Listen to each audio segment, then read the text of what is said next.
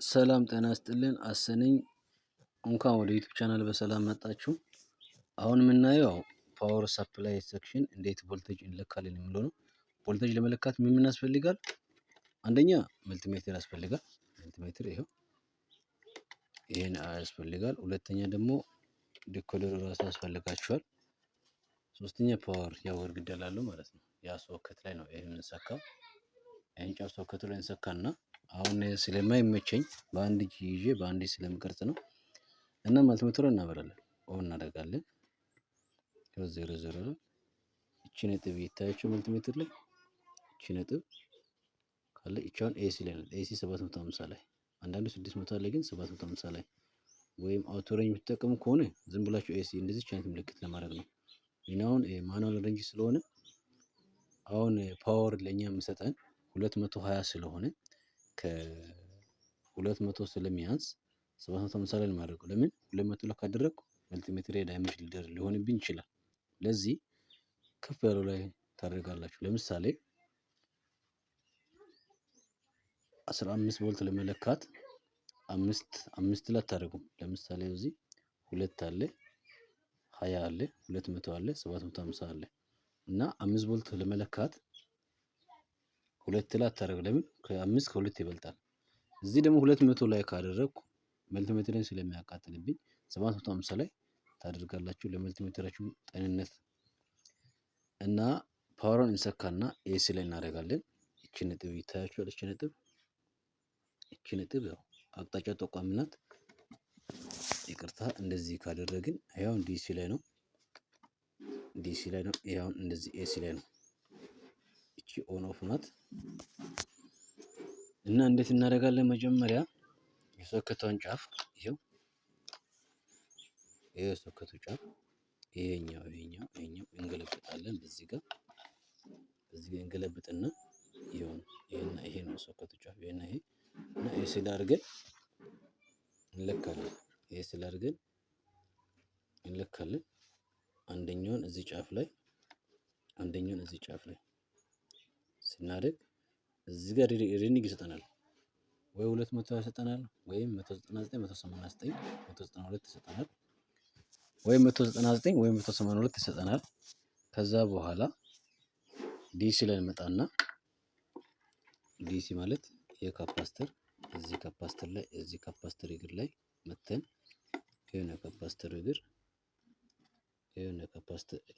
የካፓስተሩ እግር ይሄው እኚህ ሁለቱ ላይ ኔጌቲቭን በኔጌቲቭ ፖዚቲቭ ታደርጉና ትለካላችሁ። እዚህ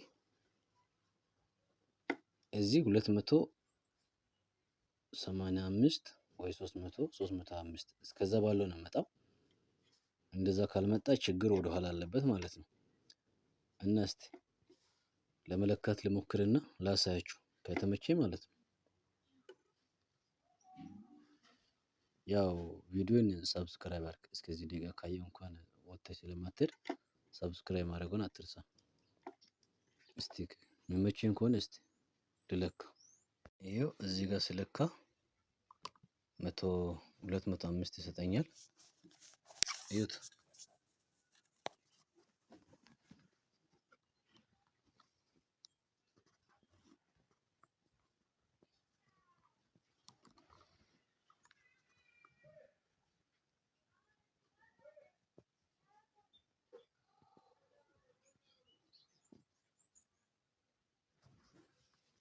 ያው ምንም በማይመች ሁኔታ ውስጥ ሆኜ ነው የለካሁት። እናመሰግናለን። አሁን ደግሞ ካፓስተር ላይ ዲሲ ቼክ እናደርጋለን። ዲሲዋን ቼክ ስናደርግ ኤሲ ስለሆነ ወደዚህ ወደ ላይ 1000 ላይ እናደርጋለን። ምክንያቱም ከ200 በላይ ቮልቴጅ የምናገኘው ስለዚህ ዲሲ ያልኳት ይኸው እዚህ ካፓስተር እግሩ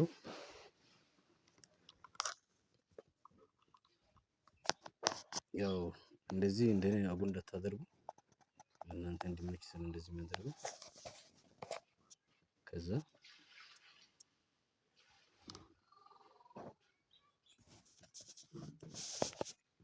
ዲሲ ላይ አድርገን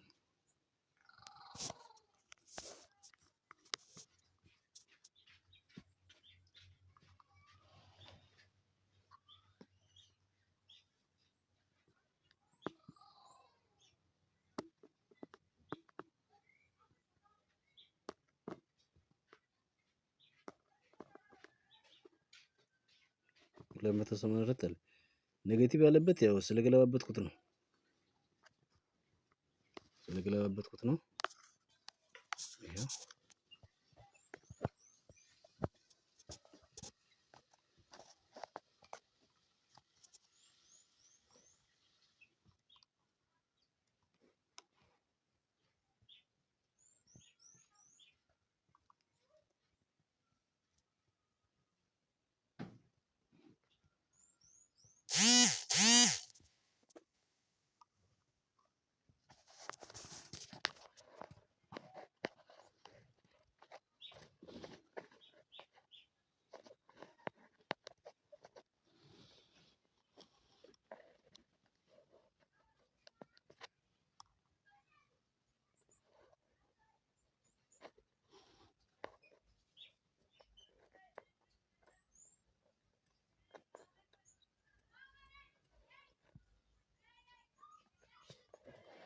አይታችሁታል። ያው ባይመችኝም በስቃይ እንደዛ አድርጌ አሳይቻችኋለሁ። በሚቀጥለው አሁን ኤሲን 296 አግኝተናል። ዲሲን ደግሞ 285 አግኝተናል። ይሄን ደግሞ ያው ትክክል መሆን እንዴት እናውቃለን? ኤሲ ያገኘነውን በኤሲ ያገኘነው 196 አለ አይደል?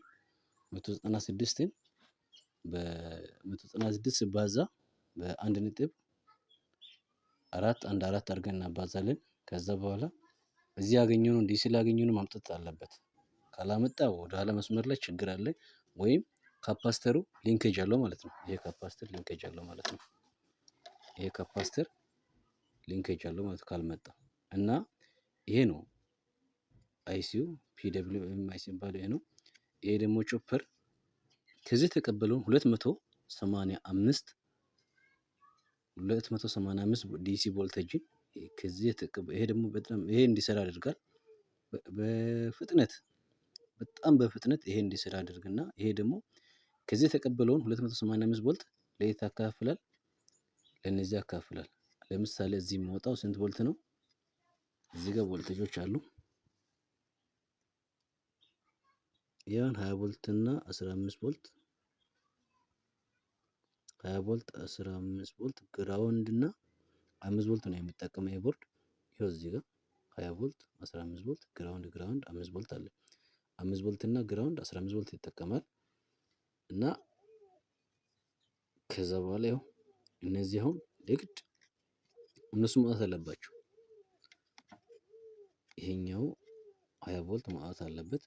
ይሄ ለክቼ ሌላ ጊዜ አሳያችኋለሁ። አሁን አይመቸኝም፣ ያው እንዳያችሁት ነው። አመሰግናለሁ። ቀጣይ ቪዲዮ እንዲደርሳችሁ ሰብስክራይብ አድርጉ፣ ላይክ አድርጉ፣ ኖቲፊኬሽን ምልክት አብሩ። መልካም ጊዜ ሆነላችሁ። እወዳችኋለሁ። አመሰግናለሁ። ዛሬ ምን አይተናል? ኤሲን እና ዲሲን ቮልቴጅ አይተናል። ቀጣይ ደግሞ በቀጣይ ክፍል የምናየው እኚህ እናያለን። እዚህ ጋር ስንት ቮልት ይወጣል፣ እዚህ ጋር ስንት ቮልት ይወጣል እና ከዚህ ከተጻፉት ጋር ምን ያህል ይቀራረባል የሚሉትን በቀጣይ ክፍል እናያለን። ቻው ቻው። ሰብስክራይብ እንዳትረሱ።